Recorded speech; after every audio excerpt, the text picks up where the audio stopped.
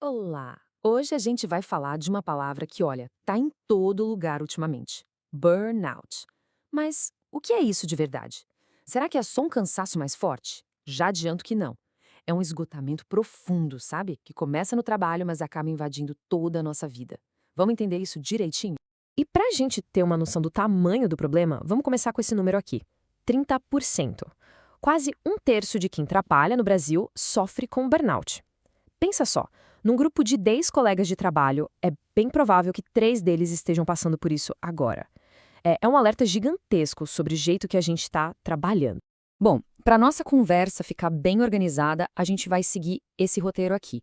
Primeiro, o que é o burnout de fato, depois, como a gente acende o sinal de alerta, o que pode causar isso e, claro, o mais importante, como prevenir, como tratar e quais são os nossos direitos quando isso acontece. Certo, então vamos lá. Começando pelo básico.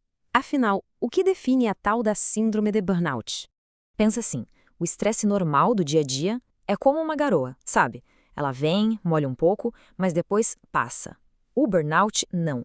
Ele é uma tempestade que não vai embora, um estresse crônico que acontece especificamente por causa do trabalho. A palavra-chave é essa: crônico. É aquele acúmulo dia após dia que leva a um esgotamento total do corpo e da mente. E o negócio é tão sério que a própria Organização Mundial da Saúde reconhece oficialmente como um problema ligado ao trabalho. E uma coisa muito interessante é que o burnout não surge do nada. Ele é um processo, que geralmente acontece em 3 fases. Primeiro vem a exaustão. É aquela sensação de que a bateria chegou no zero e não tem carregador que dê jeito. Aí, quase como um mecanismo de defesa, a pessoa começa a se distanciar. O trabalho perde a graça, tudo parece meio sem sentido.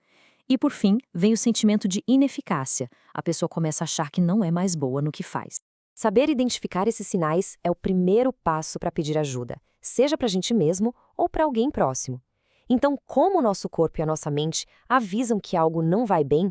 Os avisos vêm de todos os lados. No corpo, pode ser aquela dor de cabeça insistente, a insônia ou um cansaço que o fim de semana não cura. Nas emoções, a pessoa fica mais irritada, sem paciência, com uma sensação de que tudo dá errado. E no comportamento, é bem comum começar a se isolar, a evitar os colegas, a ter dificuldade para se concentrar e perder totalmente a vontade de fazer as coisas. E aqui, gente, um recado que é fundamental. Por mais que a gente se identifique com os sintomas, não existe autodiagnóstico de burnout, tá?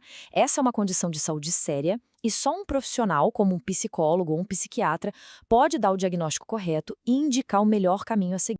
Ok, já entendemos o que é, como se manifesta. Mas por que isso acontece? O que leva uma pessoa a chegar nesse estado de esgotamento? O burnout geralmente é uma combinação de fatores. Pensa numa moeda com 2 lados. De um lado, que na maioria das vezes é o mais pesado, está o ambiente de trabalho. Excesso de tarefas, chefia que não apoia, pressão absurda, um clima ruim. Esse é o terreno perfeito para o esgotamento. Do outro lado, tem as nossas características pessoais. Ser muito perfeccionista, ter dificuldade de dizer não. Mas o ponto principal é que, na grande maioria dos casos, o problema não é a pessoa, e sim o sistema de trabalho em que ela está.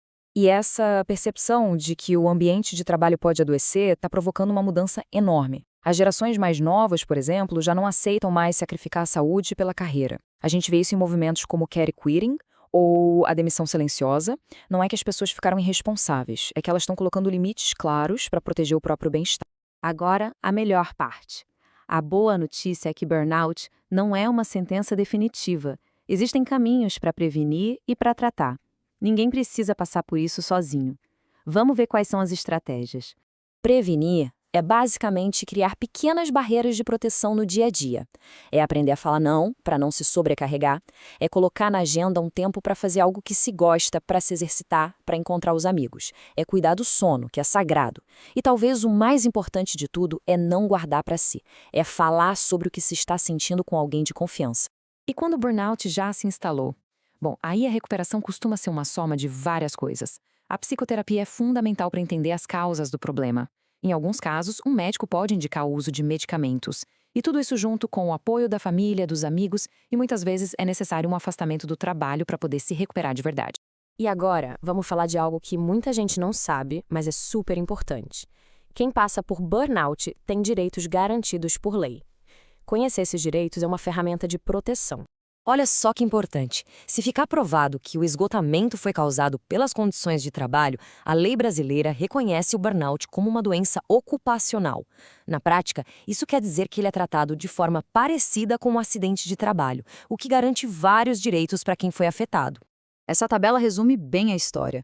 A responsabilidade é dividida. A pessoa que adoece tem direito a afastamento pelo INSS e, quando volta, tem estabilidade no emprego por 1 ano. E a empresa? A empresa tem o dever de criar um ambiente seguro, controlar a carga de trabalho, treinar os líderes e oferecer apoio para a saúde mental. É uma via de mão dupla. E para a gente fechar, fica aqui essa reflexão. No fim das contas, discutir burnout é discutir que tipo de futuro do trabalho a gente quer construir. Um futuro com ambientes que nos esgotam ou com ambientes que nos permitem crescer de um jeito saudável. A resposta que a gente der para essa pergunta, como sociedade, vai definir a nossa qualidade de vida daqui para frente.